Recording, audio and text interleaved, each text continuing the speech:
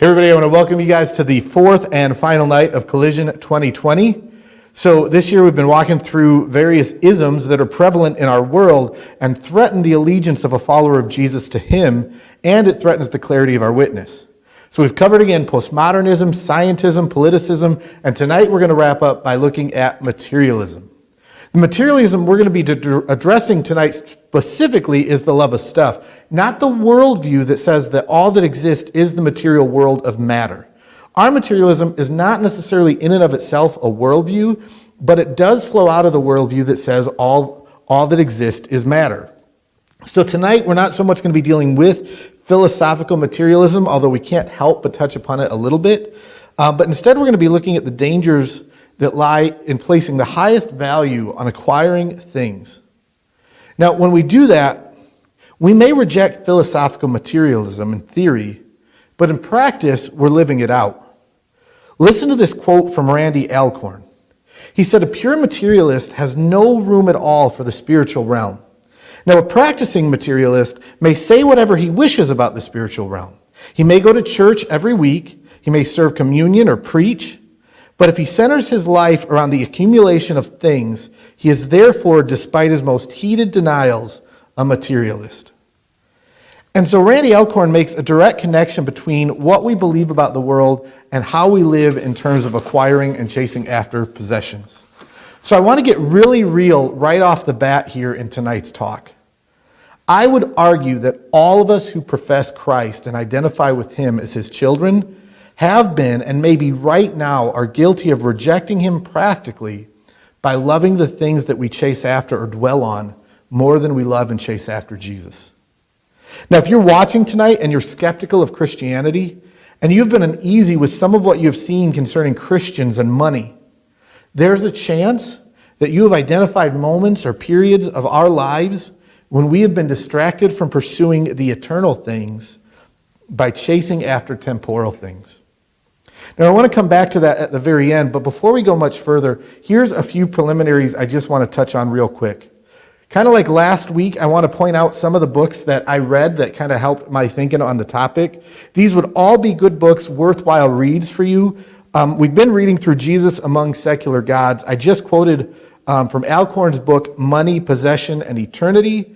Timothy Keller's Counterfeit God is a phenomenal book. And then last year, we actually used The Story of Reality by Gregory Kukul as sort of our main text for walking through the collision topics last year.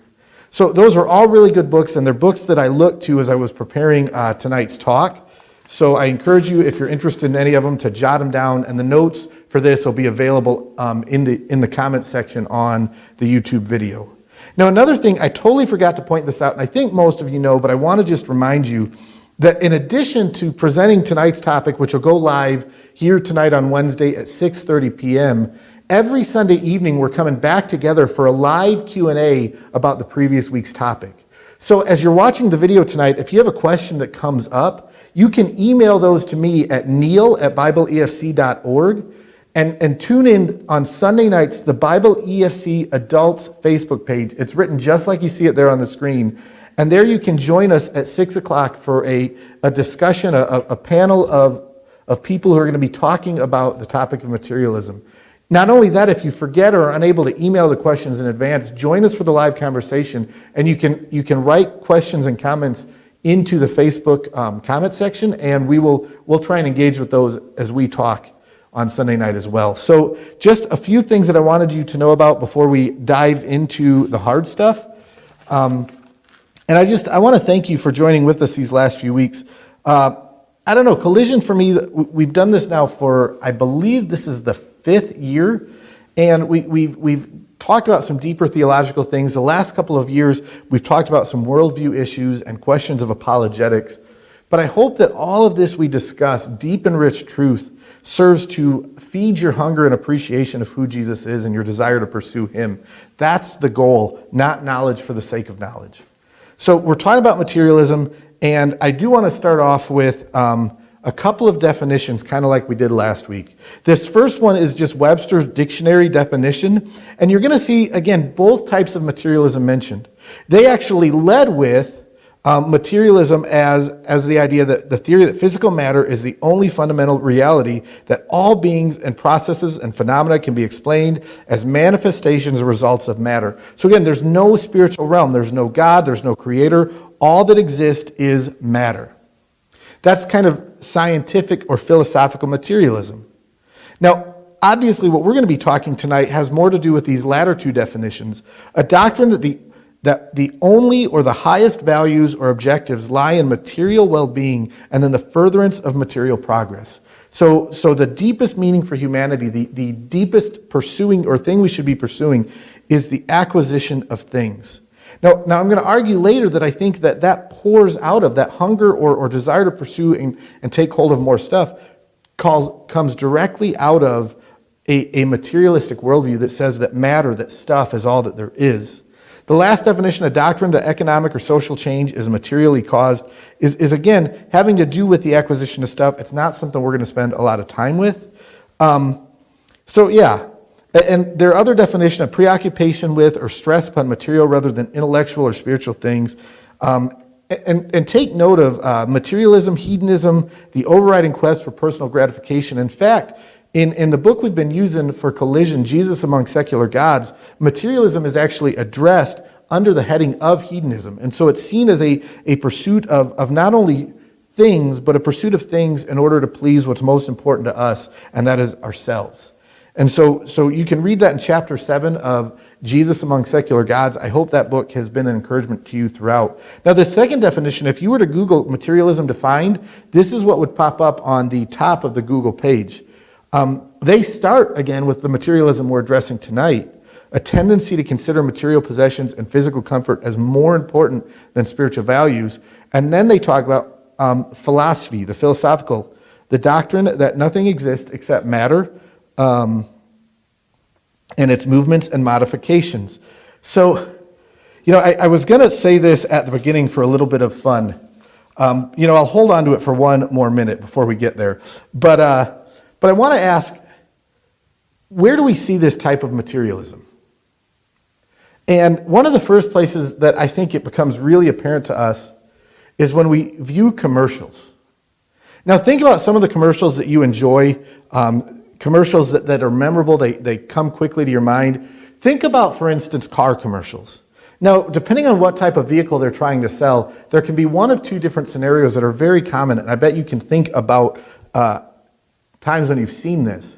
Have you ever seen a commercial for a Jeep or for a truck where they picture the truck, they kind of zoom around it with a camera, and the truck is up on a rocky cliff, and I always wonder, how in the world did they get the truck there?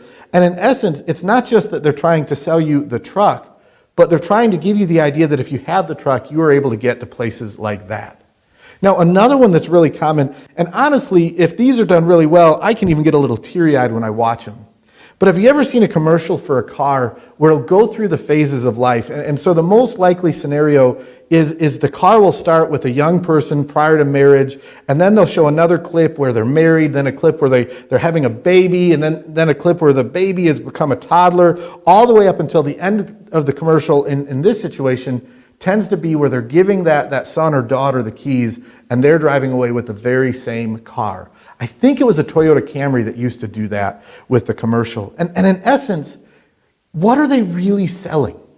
What are they wanting you to long for? I would argue that they're ultimately not just wanting you to long for the thing, but the lifestyle that they've presented. And that thing becomes the vehicle, literally, to get you there. Now other advertisements are even more direct about this. Think about this advertisement that Coke was using. Open happiness. So in other words, if we get a bottle of Coke, in addition to the large amount of sugar we're going to receive, we also are going to find happiness in there. This one's a little bit older, this next one, but it's one of my favorite because it just puts it right out there. Live Más, Taco Bell. Now think about the irony of Taco Bell claiming that in order to have a greater or richer life, we need to eat more Taco Bell. Now again, I'm getting a lot of comments already in tonight's discussion. But again, Taco Bell is saying if you want to have a better or richer life, it means that you eat more Taco Bell. And that to me, I've always found it funny. Because I'm not saying that I don't even dislike Taco Bell. From time to time I crave it, I eat it, but I would never argue that my life is richer and more meaningful, that I've lived more because I've had Taco Bell. So we see this in commercials. The commercials, they don't just sell you an item, but they promise you that if you utilize that item, if you buy that thing is going to offer you a certain type of life. Does it work? Well, I want to look at how we respond to materialism, to a culture that says that you gain happiness by acquiring more things. Listen to some of these statistics about how we as an American culture have kind of grown in relationship to our stuff. So here's some numbers on our consumer habits. This information I got from a website called debt.org, but after the third quarter of last year, Americans had surpassed $1 trillion in credit card debt. $1 trillion in credit card debt. Now, if you look at that number, here's what's really funny about it to me. In the article I read, this was spelled out, one and then trillion spelled, but I wanted to write it out so we could see how many zeros were there. And it takes your breath away as you're typing. And I actually counted twice to make sure I hadn't put too many zeros in. But that is $1 trillion that Americans have accumulated, not in all debt, that is just credit card debt. Now here's another number, that after the second quarter of 2019, Americans had acquired $1.3 trillion in auto debt. So that means between our credit cards and our vehicles, we have $2.3 trillion in debt. That doesn't include student loans, that doesn't include houses, that's just credit cards and vehicles. Now we break that down, and Bankrate.com tells us that the average American carries $90,000 in debt. Now I have that article here, and what's so interesting about it is they further break down how much debt there is within each generation. And so Generation Z, they have it defined as 18 to 23-year-olds.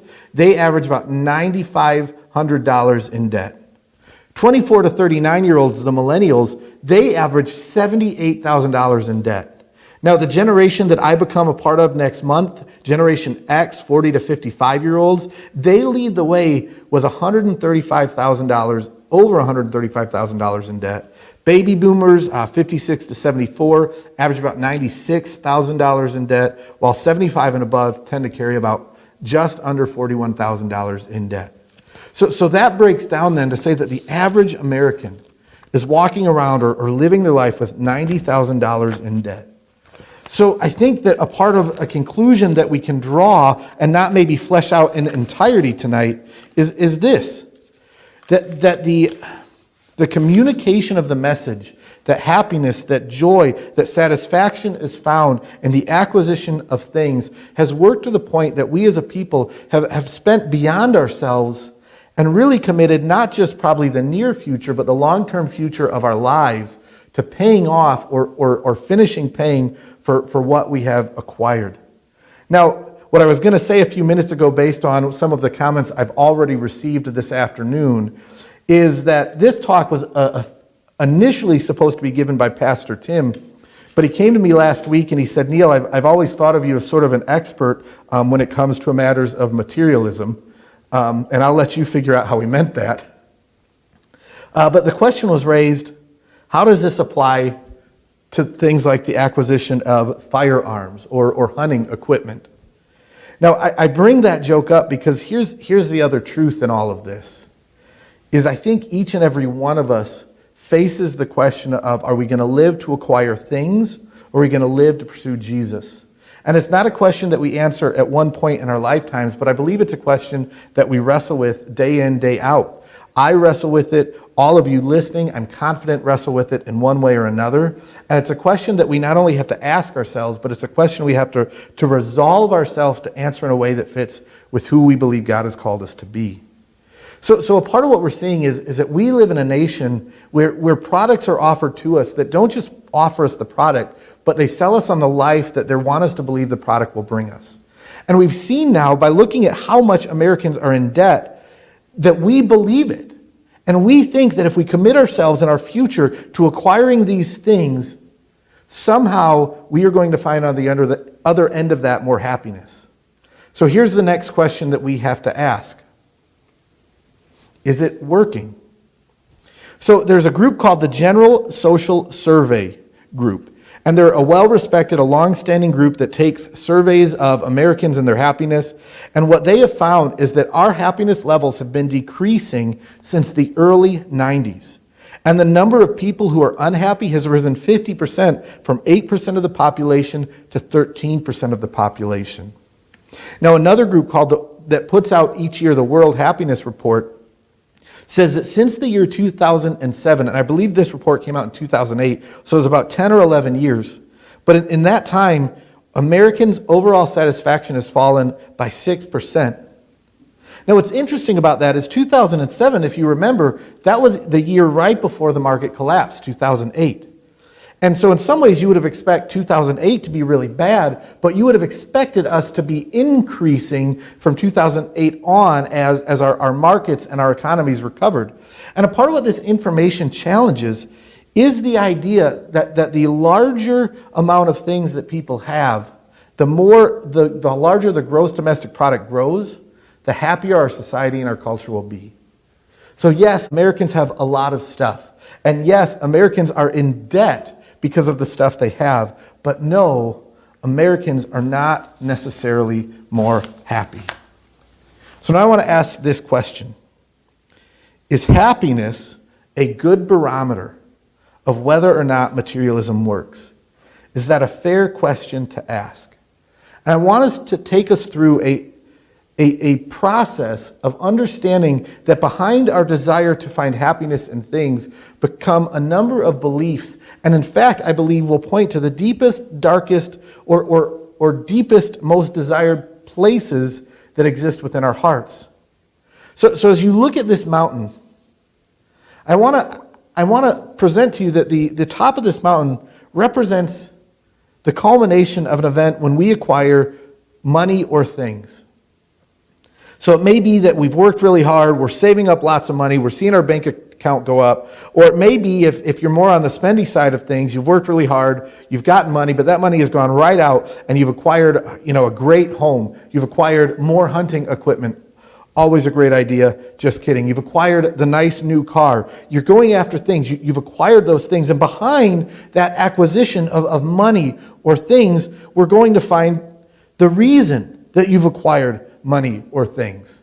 So it may go something like this. If you're a saver, it's not just that you don't know what you can do with your money, but you are intentionally investing in having money on hand because you believe it's important to be prepared for the future.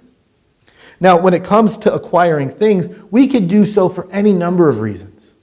Some people acquire things because their old stuff wears out and they know they need new stuff. They get a new car because it will help them get where they need to go. They buy more hunting equipment because it'll help them in a new situation. It'll give them more opportunities to hunt, or maybe they just enjoy shooting and it'll give them chances to try and do new things. So behind what we get, behind what we have, we find the reason that we have. Now, what those reasons expose as we get even deeper into who we are and how we think is behind our reasons are foundational values for our reasons that we acquire money or things. So if you hold on to your money because you believe that it's important to be prepared for the future, we see that one of your foundational values is going to be having financial security, or it could be being prepared. If you love to acquire things, it could be that a foundational value is that you think that having that thing is going to increase your level of happiness, satisfaction, that these things are necessary for us to do what we have to do.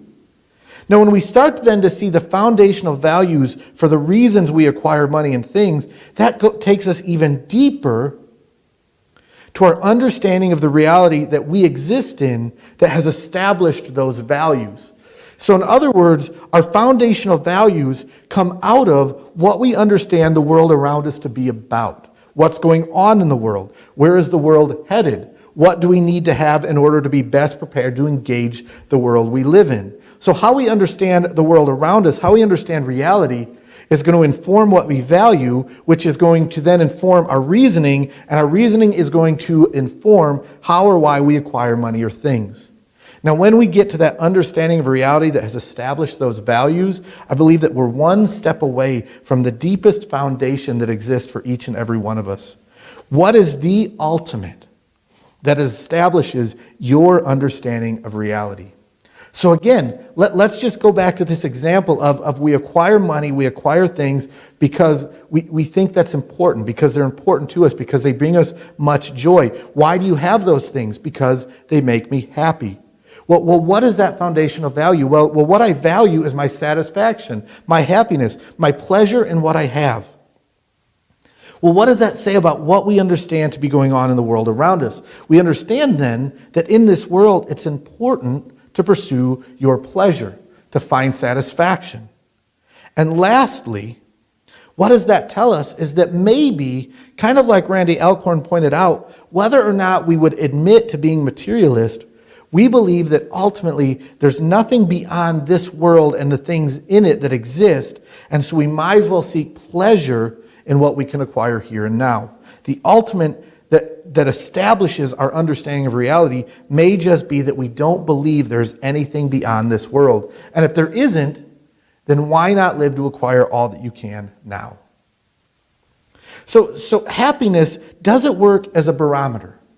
Well, yes and no, because if happiness is our barometer of whether or not materialism is a good thing, I think at least it can help us to understand and ask questions about what's behind and what exists at the deeper levels of our heart behind our desire to have possessions. But how does the Bible respond to materialism? Well, I want to take you guys to a pretty familiar passage. And if you want, take a minute, pause the video right now, grab your Bible, and open up to Romans chapter 1. We're not going to try and work through this passage in detail, but I want to work through it quickly and utilize the outline to sort of give us a foundational understanding for what's going on when it comes to materialism and what the Bible points to as being the reason or the purpose behind our materialistic tendencies. So Romans 1, 18 to 36 is a pretty famous passage that basically begins, the wrath of God is being poured out against all mankind for ungodliness. And it's a pretty heavy beginning of Paul's letter to the Romans, but he then goes on to explain why exactly he believes God's anger and his wrath is being poured out against mankind. And the reasoning goes something like this. God's anger is focused on men because they have ignored God. And it says this in much better language than we have time to look at right now. But essentially, God made what was plain about him clear through the things he had made, and we choose to ignore it, and instead we choose to focus on creation. So right there, don't you see the seeds of materialism? That even though the created order is meant to point us to the greatness of the God who made it, we ignore the creator, and instead we focus on the creation. We in essence say, creation is all that there is. Creation can become ultimate. So then in God's anger in response to man's focus on creation rather than creator is interesting. It says in verse 24 that he then gives us over to the lust of their hearts. Think about that. God in his anger and wrath at our sinfulness, at our rejection of him, instead of taking away what we love, he gives us over to it. Now, when I was a kid, I loved Oreos. You're probably not shocked at that looking at me. But I was a huge fan of Oreos, and at one Christmas, my parents, for Christmas, bought me 4 packages of Oreos. 4 full packages of Oreos. Now, that should have lasted a really long time, right? Like weeks, months, maybe even. Honestly, some of them should have gone stale before I even got to them with 4. But I was young, I wasn't very thoughtful, and so one of those entire packages of Oreos disappeared the first night that I got them. Now, not only did that entire package of Oreos disappear the first night, later that same package reappeared, and it was a pretty horrible thing. And in essence, I think that what happens when God gives us over to the desires of our heart, when he gives us what we want, he does so that we will come to understand the futility of pursuing those things. I got to tell you, it took me a long time, years, before I was really interested in eating another Oreo after that experience. And so God is angry because we as men have rejected him, even though he's made himself plain through the creation of the world. And in his anger, he has given us over to our passions and our desires. He's allowed us to experience the futility of looking for satisfaction outside of him. And this passion and desire, they not only have steered us away from God, but they have steered us away from the created intent for humanity. And if you've got your Bible, you know that verses 26 and 27 talk in particular about human sexuality. And there's a lot of controversy around those verses today. And some of you may be listening to this and disagree with the biblical perspective that says human sexuality and the perversion of it is a result of the skewing of who God has created us to be because we have looked away from him. You would say that's not really a picture of what Paul's trying to say here. But a part of what I would argue is that however you look at it, what Genesis 1, 26 to 27 points out is that our passions are going to take us to what's most important to us. And for those in our world and our culture today who are wanting to defend homosexuality as a justifiable or correct way to live out our sexuality, behind that is an assumption that there isn't much more important than our ability to express ourselves sexually. So in other words, what we've said is at the bottom, at the base of what we think is important and significant is it's a human's ability to freely exercise their sexual desires in whatever way they see fit. And in essence, that's all that Paul is saying here. He's saying that as we have turned away from God, God in his anger at our sin has allowed ourselves to experience the pursuit of our desires. Those pursuits may be material, those pursuits may be sexual. But in pursuing things that are not him, we find ourselves coming to places where we misunderstand who he has created and intended us to be. And so what then is the ultimate result of us pursuing and living out our passions? Our pursuit of our passions, as you see if you're reading along in 28 and following, is our personal and our cultural decay. We give ourselves to all kinds of horrible things. And not only do we give ourselves over to them, but we celebrate people who do them also. And so the Bible says that behind our messed up desires, our love of stuff, our longing for satisfaction in places that are not him, stands that ultimate rejection that begins when we cease looking to God and begin looking to other things and asking them to not only satisfy us, but to be the focal point of our life and our direction. The Bible says materialism is a big problem. And then in James chapter 4, verses 1 through 4, it goes on to say then that our misplaced passions have led to misplaced aggression. Now, again, we don't have time to read through all the passages we're going to be looking at tonight, but just listen to this. When James says, "What causes quarrels and what causes fights among you? Is it not this, that your passions are at war within you? You desire and you do not have, so you murder. You covet and cannot obtain, so you fight and quarrel. You do not have because you do not ask. You ask and do not receive because you ask wrongly, to spend it on your passions. You adulterous people. Do you not know that friendship with the world is enmity with God? Therefore, whoever wishes to be a friend of the world makes himself an enemy of God." You see, James says you guys have problems, and do you not recognize that the problems that you're facing come from your messed up desires and passions? You see, when we desire the wrong things, it leads us to pursue the wrong ends by the wrong means. And so if you look at the world around us, I believe that an implication of this is that we can understand that the brokenness and the sin that we see so prevalent in the world, the things that are wrong, we may not agree on the exact source, but what we can see from the Bible is that the ultimate source of that is the misplaced sinful desires of humanity. So the Bible tells us that materialism, the basic problem with it is a desire for wrong things. We pursue the wrong things, or at least we pursue the right things for the wrong ends. And that is all rooted initially in our rejection of God and our pursuit of satisfaction and life in things that are not him. We pursue the creation rather than the creator. I believe that's Romans 1:19, it might be 21. So materialism is wrong because materialism Materialism is based out of sinful desires that come from a rejection of the Creator in favor of the creation. But at least this isn't a problem in the church, right? Well, first of all, James 4, 1-4 was written to the church. So church, what we have to acknowledge is that when we encounter sin in our midst, when the fellowship has been impacted by sin, by infighting, by backbiting, by not loving one another, all of those things are there, James is saying, because there's a problem in our hearts. We're longing for things that we shouldn't. Not only that, Jeremiah 17, 9-10 says this, and I have it in our notes in its entirety. It says, the heart is deceitful above all things and beyond cure. Who can understand it?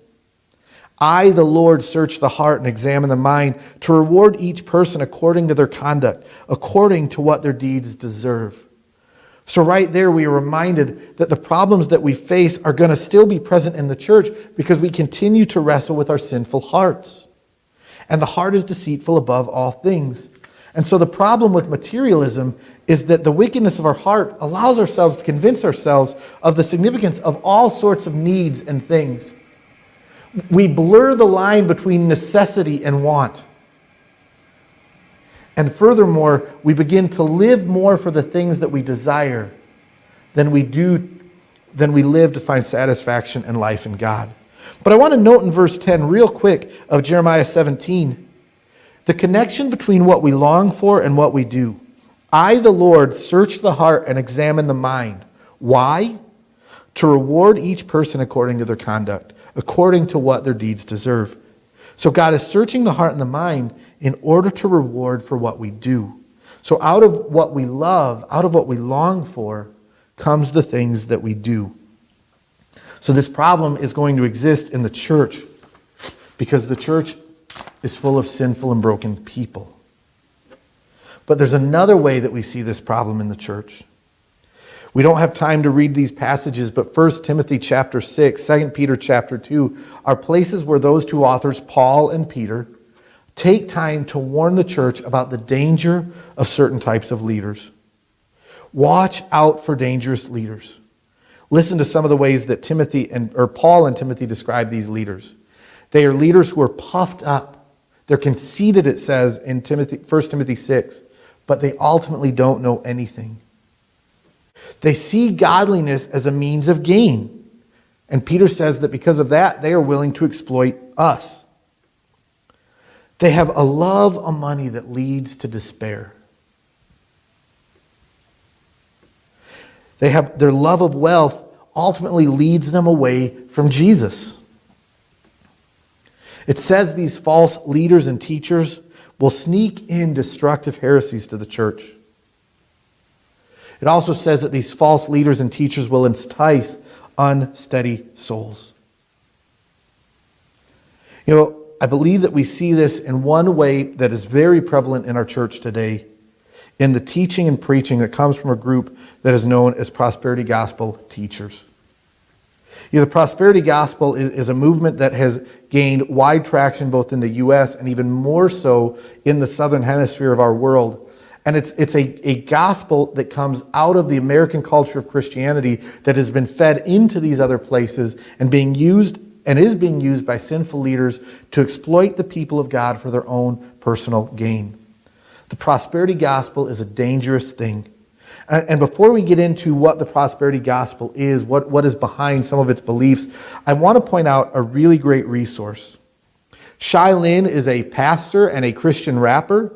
He's written a song, I believe he wrote it back in 2013, it may have been 2012, called False Teachers. And I would encourage you to Google Shai Linne, as you see it spelled here, False Teachers, and look for this video. The video's title is Shai Linne Talks About His Songs, False Teachers. False Teachers is a song that he wrote, and in it, he essentially calls out a number of teachers who are prevalent in the American culture for the prosperity gospel that they preach. And he says that we shouldn't have anything to do with them. We shouldn't listen to them. It's a worthwhile song to hear. But one of my concerns when you hear a song where people are being called out by name is has the author, or in this case, the musician, has he done the work to make sure that his claims are valid? In the video we're talking about, Shai Linne talks about his songs, False Teachers. He describes the research that he did into the teaching of those different teachers, false teachers that he names, and why he was willing to use their names in videos. Guys, the false gospel of the prosperity gospel is a dangerous thing, and I want to now talk a little bit about what they believe. Here are some of the types of things that the prosperity gospel teaches to the church. They teach that to receive material blessings from God, we have to do something for him. Now these numbers you are seeing is a survey taken amongst evangelical people who believe in the authority of Scripture, that salvation is found exclusively in and through the person of Jesus Christ. And 70% of people who affirm the truthfulness of Scripture affirm this fact, that to receive material blessings from God, I have to do something for God.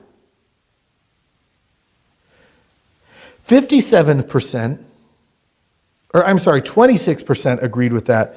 38%, almost 40% said that my church teaches that if I give more money to my church and charities, God will bless me in return. And here's the one that's 70%. 70% or 69 believe that God wants me to prosper financially. You see, all of these doctrines, all of these statements are things that the prosperity gospel teachers present as the deepest meaning about what it is to follow Jesus. Yes, they talk about Jesus. Yes, they tell us that Jesus is God. Yes, they tell us that Jesus Christ died on the cross to save us from our sins. But behind all of these things, they say that Jesus' deepest desire for people who follow him is their material blessing. That is not the gospel as it is presented within the pages of Scripture. You see, Katie Bowler, in her book about the prosperity gospel and its dangers, I believe the title is Blessed, said that the prosperity gospel is essentially the belief that God gives financial rewards in exchange for offerings, and it's central to what the prosperity gospel teaches. So if we do for God, God will do for us. You see, it promises that through faith in Jesus, you will receive financial and physical blessings. And here's the problem. Jesus becomes then an instrument to receive our ultimate, and that is more stuff. I want to take us back to this slide that I put up a little bit earlier. Ooh, and I got to get all of our different things up here. What does it look like to live as a follower of Jesus and answer some of these questions? Instead of starting at the top this time, I want to start at the bottom. You see, what does the Bible say is the ultimate that establishes our understanding of reality? Well, I believe that the Bible teaches us that the ultimate is God. But not just God as a general idea or concept, but God as he has chosen to reveal himself in the pages of Scripture. So it's not God in general. It's not a deistic God who is present or here but not present. Here but not present. Who exists but is not present or active in the world. That's a better way to say that. But he is a God who is active in his creation. A God who by his very word creation came into existence. A God who has pledged himself from early in history to Adam and to Eve to bring about a redemption of his sinful and broken people. And he chose to do so through Abraham and his descendants, the people of Israel, whom he committed himself to in a particular way. He renewed that commitment along to the people of Israel on Mount Sinai with the prophet Moses. He affirmed that through King David, 2 Samuel 7, that he would establish a king that would reign over all people for all time.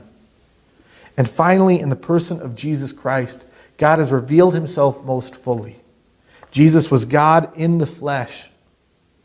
And he came into this world on the mission to pay the penalty for our sins through his death, to rise again so that we might experience forgiveness, reconciliation to God, and life through him.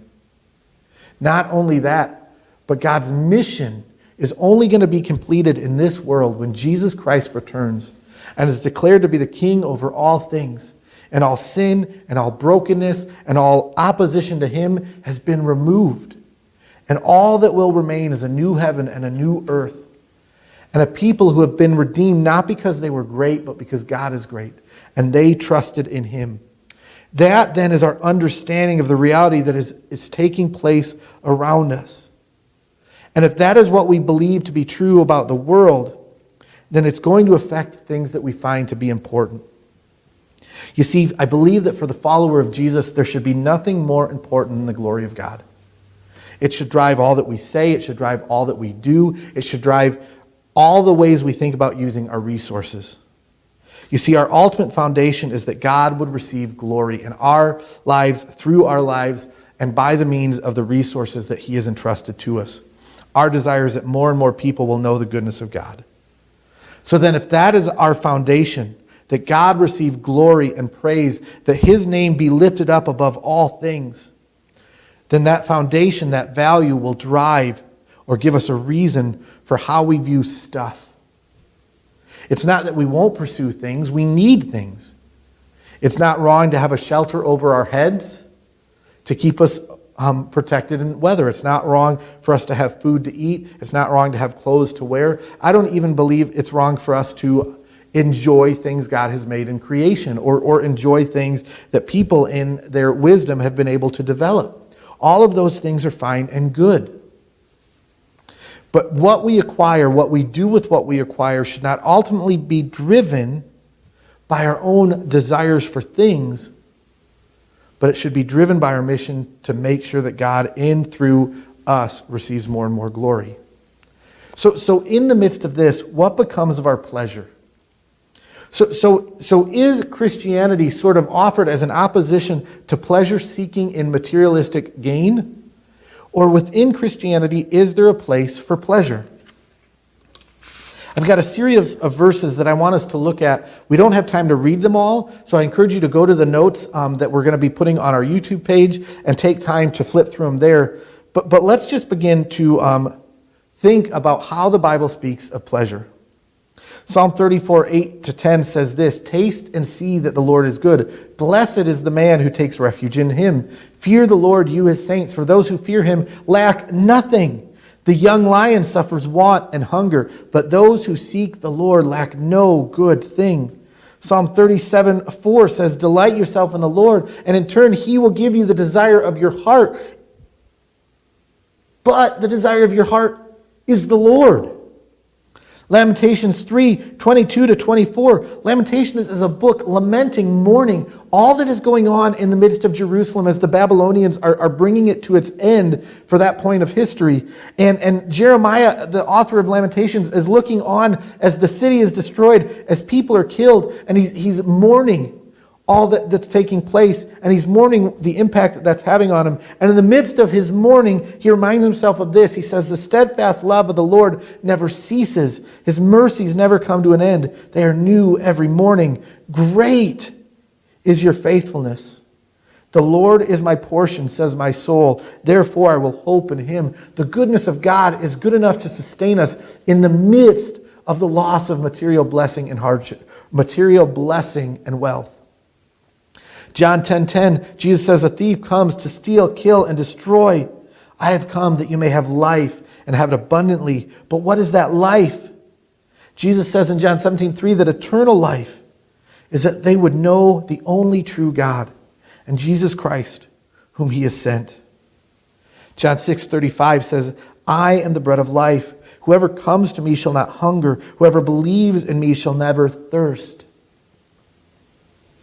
Matthew 6:19-21. It doesn't tell us to stop investing in things. But Matthew 6:19-21 tells us that we should make sure that what we're investing in is eternal. It says, "Don't store up treasures here on earth, treasures that ultimately are going to pass away, but instead seek to store up treasures in heaven, treasures that will never pass away." Luke 12:22-34. He reminds His disciples that we shouldn't live life worried because we know that God is caring for us. He says, "For all the nations of the world, they seek after clothing and food and shelter with great fear and anxiety. And your Father," it says, "He knows that you need them. So instead, seek His kingdom, And all of these things will be added to you. And then he goes on to say, sell your possessions, give to the needy, provide yourselves with money bags that don't grow old, with treasures in heaven that do not fail, where no thief approaches, no moth destroys. For where your treasure is, there will your heart be also. It's the same thing that he says in Matthew chapter 6 there. And so in Matthew 6 and in Luke 12, he's telling us that it's not wrong to acquire things, but it is wrong to go after the wrong things. He says pursue things that have eternal value. And lastly, one of my favorite verses, indeed I count everything loss compared to the surpassing worth of knowing Christ Jesus my Lord. For his sake I've suffered the loss of all things and count them as rubbish in order that I may gain Christ.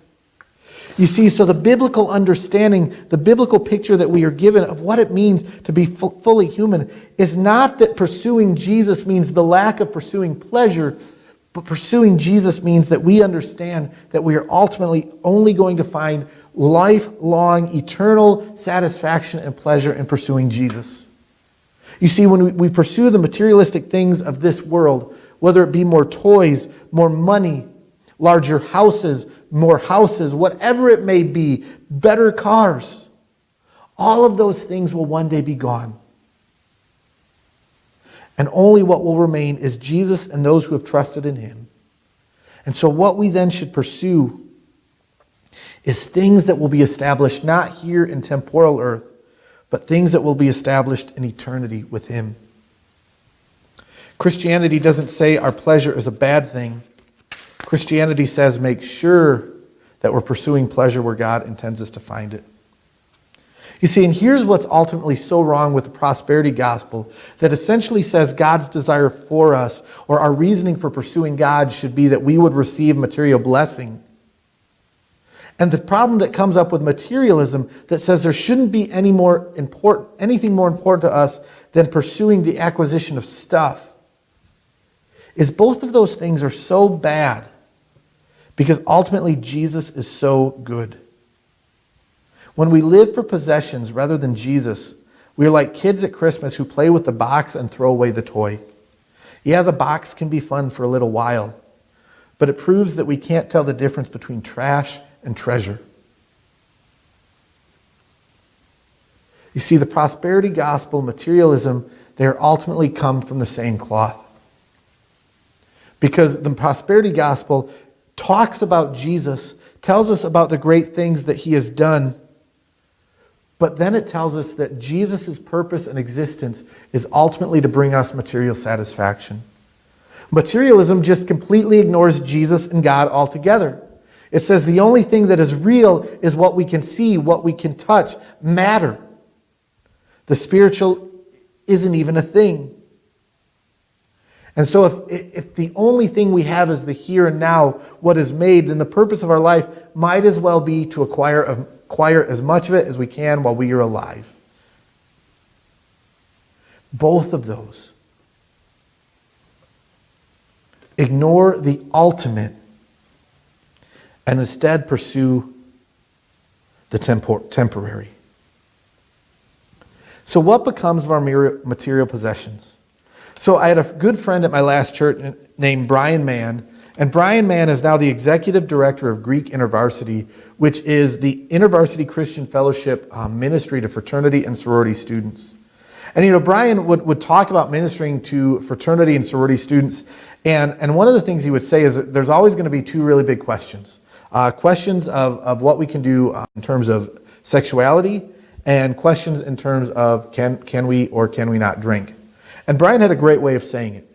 He said the easiest time to answer those two questions, what can we do sexually and how much can we drink or can we consume alcohol, is when you're under 21 and not married. Because then the answer is no. But he says when we get older than 21, when we become married, it isn't that the answer is always yes, but that the answer becomes more complicated. And what I like about that is it's similar to how we are asked to view possessions in the Bible. You see, it's not that we're told that having possessions, having money, acquiring wealth, that any of those things are bad in and of themselves. But what we have to do is evaluate what is at the foundation of the things that we have acquired and the attacks and the acts that we have taken to acquire them. You see, I think the Bible says that at worst, possessions can be a dangerous distraction. Luke 12:13-21, it talks about this foolish rich young man who is blessed beyond what he could imagine. His farm has done so well that he says, I've got to do something to take care of all this harvest. And so he builds bigger barns and he's able to store more stuff. And he says, once I can store all this stuff, then I'm good. I'm set for life. And it says that he finished those barns and he stored all of that stuff. And God said, you fool, tonight your life is required of you. And after all that work, acquiring all of those things, he lost his very life. You see, the stuff distracted him from what really mattered. At best, material possessions, they can be used for eternal purpose. In Luke 16, Jesus tells about this shrewd manager who was kind of a crook. His boss told him, your services are no longer going to be required. And he realized that once he lost his job, he was too weak to work out in the field. He was too proud to beg. And so what he did with his master's creditors or debtors is he called them in one by one and cut what they owed in half. So that when he was fired from his job, those people who he had helped would be ready to receive him with open arms. And that shrewd manager, while he still loses his job, is commended for his wisdom. And Jesus says essentially this: the people of this world know how to use worldly possessions. And we should be wise in how we should use our worldly possessions in order to secure for ourselves eternal blessings. So don't live for the things that you have here and now, but use the things that you have here and now to build for eternity. They are temporary. Eternity is not. And so when you look at how you spend your money, when you look at the resources that you have acquired, my prayer is this: that Christians would pursue the ministry of the gospel, the announcement of the greatness of God and the life that could be found with Him, with the same tenacity that the world pursues material possessions. That if we are indebted because we have pursued the proclamation of the gospel and the hope that is uniquely found in Jesus. If we are willing to sacrifice our future, even our very lives, we are willing to do so for the greatness of being found in Jesus. If we say there's only one thing we can have, and as long as we have that, we'll be satisfied, that we'll speak of that about Jesus and not our bank accounts, and not the vehicles in our garage, nor the size of our house, nor the equipment we have for hunting, or the wardrobes we have in our closets. My prayer is that we as followers of Jesus will pursue Jesus with the same tenacity that the rest of the world pursues stuff. So here's our summary questions.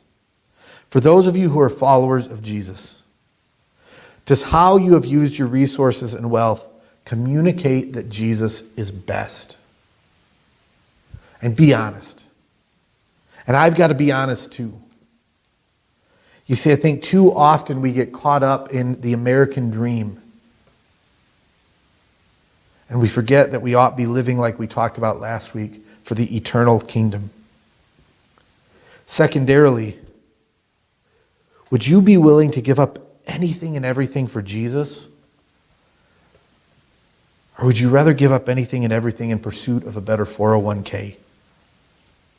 Guys, because ultimately that answers the question, what are you ultimately living for? For the person investigating, the person not yet sure that they can commit their lives to following Jesus. Now, going back to what I said early on, when you identify the hypocrisy that you see in the life of many Christians, and you say, that's not right. Behind that identification of the hypocrisy, maybe there could be an even deeper recognition of who Jesus is. No, I'm not saying you're wrong to notice that when a Christian loves material things or wealth more than they do Jesus, I'm not saying it's wrong for you to look at that and say, that is wrong, and you are a hypocrite. But think about what you're saying when you look at that and you say that's wrong. There must be some part of you that's acknowledging in that moment that Jesus is better than those things. That the Jesus that you've heard about has proclaimed to be worth more than all of those things combined. So behind your identification of hypocrisy in the life of people who follow Jesus, you may be right on when you see that. I don't know for sure in every situation, but in many you're probably right on. But behind that or packaged into that is an acknowledgement of who Jesus really is. But also, if you're not pursuing Jesus, it doesn't mean that you're not pursuing hope, satisfaction, and security. It just means that you're pursuing it in something else. And you recognize the emptiness of this saying, if I only had enough of blank, then I would be satisfied. Do you really think you can answer that question with money, with love, with possessions, with respect, with power? There is nothing other than Jesus that can fill in that statement. If I only had enough, then I would be satisfied. What are you filling in that blank with? And is it doing what you hope it would do? Lastly, what would keep you from letting go of whatever temporary thing you were depending on and grabbing onto Jesus, the eternal King, with all your might? What would keep you from letting go of whatever temporary thing you were depending on and grabbing onto Jesus, the eternal King, with all of your might? Now again, I don't think that the Bible then says that we have to give up everything that we have, that we have to look at the material world and the possessions that we may or may not have all as being evil. But it means that when we put Jesus first and when we acknowledge him to be king and when we acknowledge that his plan is the plan being carried out not only now but in all of history, that all of those things we see, all of those things that we have, even the things that we're thinking about acquiring, have to be looked at in a different way. You see, materialism, as we have talked about tonight, says the acquisition of stuff is ultimate because in the acquisition of stuff, I will find satisfaction. And the gospel says no. In the acquisition of stuff, you're only going to find more and more emptiness because you and I were never meant to live for the acquisition of stuff. But all of the stuff in the world is meant to be binoculars, if you will, through which we can look and see the one behind it who made it all. Jesus is the only one that can satisfy us. Jesus is the only being. God is the only being that we could ever say if we had him and nothing else, we would have all that we ever need. Life in Jesus is the only life that will find for us security, not only in this life, but ultimately in eternity. Because when we have Jesus, we can deal with the loss of everything else, even life itself, and know that we have security where it ultimately matters. So if you're within the church, don't buy into the prosperity gospel that says Jesus' greatest pleasure is to provide or to meet your material needs and wants. Jesus' greatest pleasure is to satisfy the longings of your heart. But the work that Jesus does inside of us is to redirect our hearts towards him. If you're not within the church, if you're not a follower of Jesus at this point, then I just ask you to consider the reality of thinking that if this world is all there is, can you really find satisfaction in acquiring more and more of whatever it may be? Just think about it.